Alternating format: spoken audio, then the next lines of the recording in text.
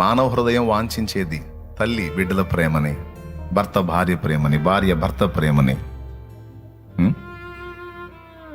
స్నేహితులు స్నేహితుల ప్రేమని, పిల్లలు తల్లిదండ్రుల ప్రేమని. ప్రతి హృదయం ప్రేమని కాంక్షిస్తుంది, ప్రేమని వాంఛిస్తుంది, ప్రేమని కోరుకుంటుంది.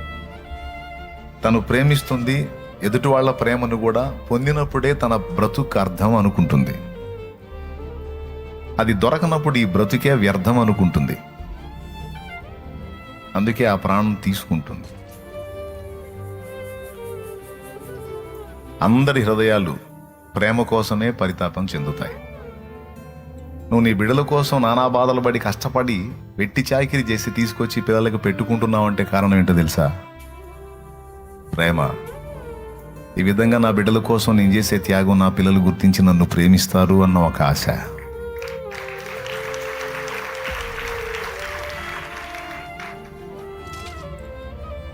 భార్య ఎంతో కష్టపడి భర్తకు ఉపచారం చేస్తుంది.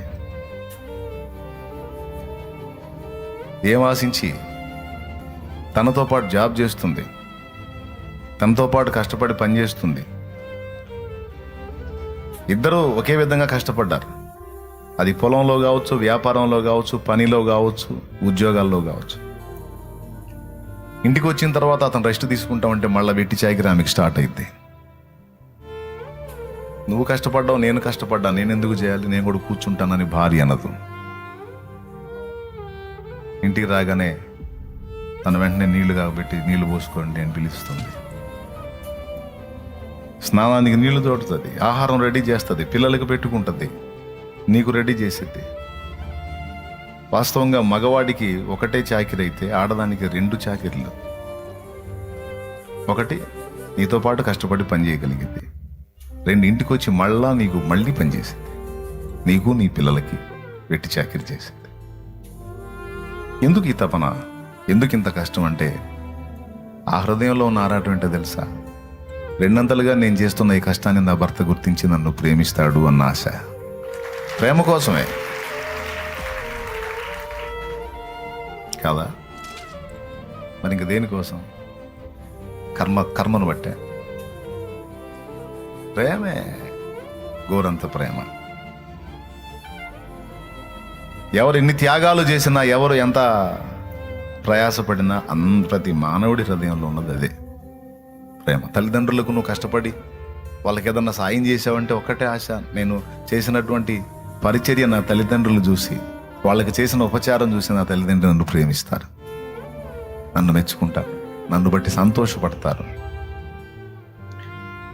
ప్రతి మానవ హృదయం ప్రేమ కోసమే పరితపిస్తుంది.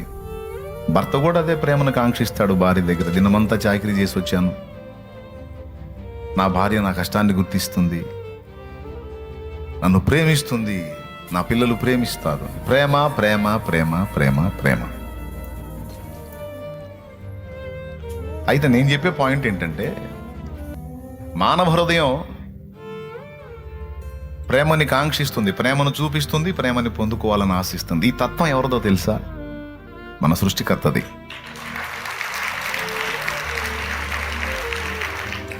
దేవుడు ప్రేమ అయి ఉన్నాడు, దేవుడు ప్రేమస్వరూపి అయి ఉన్నాడు. ప్రేమ తత్వం ఏంటో తెలుసా? తను తాను వ్యక్తం చేసుకోవటం, అవతలి వాళ్ళ నుంచి కూడా దాన్ని ఉత్పత్తి కావాలని కోరుకోవటం.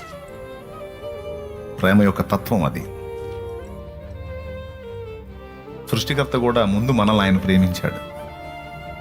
ముందు మనం కాదు ప్రేమించింది, ఆయనే ప్రేమించాడు. ఆయన ప్రేమించి ఇప్పుడు మన నుంచి ప్రేమని పొందగోరుతున్నాడు. ప్రేమ తత్వం అది. ఆయన స్వభావం, ఆయన స్వరూప్యం, ఆయన పోలిక ధరించుకొని పుట్టాం గనక మనకు కూడా ఈ సృష్టిలో ఆ తత్వం వచ్చింది, ఆ ప్రేమ తత్వం. దేవునికి స్తోత్రం, హల్లెలూయా. కానీ నా పాయింట్ ఏంటంటే, మనుషుల ప్రేమ స్థిరంగా ఉండదు అని చెప్తున్నాను నేను. ఆ ప్రేమలో మార్పులు ఉంటాయి అనేది ఒక పచ్చి నిజం. దాన్ని మనం అర్థం చేసుకోవాలి. సింపుల్గా చెప్పొచ్చు, జంతువుల్లో కూడా ప్రేమ ఉంటుంది. కోడిలో, కుక్కలో, పందిలో, అన్నిటిలో ప్రేమ ఉంటుంది. చూడండి, పంది పిల్లల దగ్గరికి మీరు వెళ్ళి టచ్ చేయండి. పంది పిల్లలు, చిన్న చిన్న పంది పిల్లలను చూసి, మిగిలిన జంతువులు కదా, అసహ్యంగా ఉండేది పంది అనుకోండి, ఆ పంది పిల్లల దగ్గరికి వెళ్ళి టచ్ చేయండి, మీరు చీల్చి పడేసిద్ది పంది. ఒప్పుకోదు. ప్రేమ. ఇంత ప్రేమించే పంది, లేకపోతే జంతువు, కోడి, కొంచెం పిల్లలు ఒక స్థాయికి రాగానే తోలేస్తుంది వాటిని, అదే గరుసుద్ది వాటిని. కోడిని మీరు గమనిస్తే, గుడ్లు పొదిగి పిల్లలు చేసే కోడి పిల్లలకు పొజిషన్ రాగానే అదే పొడిచి తరిమేస్తుంది. అరే, అంతసేటు ప్రొటెక్ట్ చేసినటువంటి ఆ ప్రేమ ఏమైపోయింది? అది మారిపోయింది. ప్రకృతిలోని ప్రేమ అస్థిరమైనది. మనుషుల విషయంలో కూడా అంతే జరుగుతుంది. పిల్లలైనా తల్లులైనా, ఇంకా వీలైతే మనుషుల్లో తల్లి ప్రేమ కొంచెం స్పెషల్గా చెప్పుకోవచ్చు. తల్లి ప్రేమ స్థిరమైంది, తండ్రి ప్రేమ స్థిరమైంది. చాలా వరకు ఆ ప్రేమలో మార్పు ఉండదు, కాకపోతే పర్సంటేజ్లో తేడాలు వస్తుండొచ్చు. కానీ పిల్లల ప్రేమల్లో మార్పులు ఉంటాయి, పిల్లల ప్రేమల్లో మార్పులు ఉంటాయి. ఇక మిగిలిన అన్ని ప్రేమలు, మనం వెంపర్లాడే ప్రతి ప్రేమలో మార్పులు ఉంటాయి, తప్పకుండా ఉంటాయి. దీన్ని భక్తులు ముందు, మెయిన్గా భక్తులు గుర్తుపట్టాలి. వాస్తవిక దర్శనాన్ని కలిగి ఉండాలి.